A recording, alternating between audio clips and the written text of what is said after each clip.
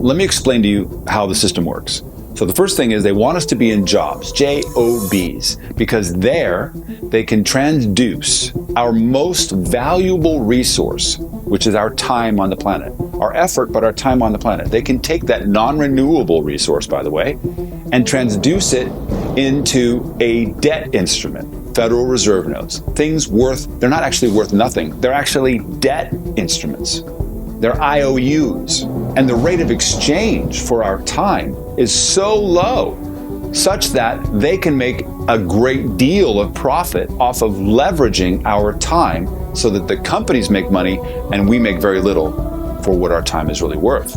Then, do they pay you your full measure? No, they take half of it out as withholding on taxes that are unconstitutionally levied against us to take away even more of that labor transduced into worthless units, only to return it over a year later after inflation has made it even less valuable. Then we spend what's left and have to pay an additional sales tax, 7 to 8, 9, 10%. And one of my favorites is that even before we get those dollars, they take our money and put it aside for a retirement in an IRA or a 401k. And we think that someday in the future, the IRS will honor its word and that we'll get that money back without tax. And the IRS has stated plainly that they'll change those rules on a whim, even though they said they can't be changed. Even if they did honor their word, by the time you get it back, it won't have even made up the value that inflation was degrading it in the first place, and you've lost money. You might as well have just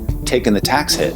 And then the pièce de résistance is that media cons us into thinking that we can have the riches of avarice by putting what's left of our money, after all the expenses and taxes, into a market that is designed to take our money and recycle it.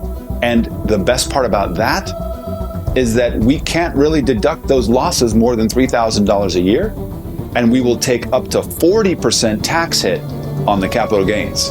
Oh yes, and the more money you make, the more it's taxed.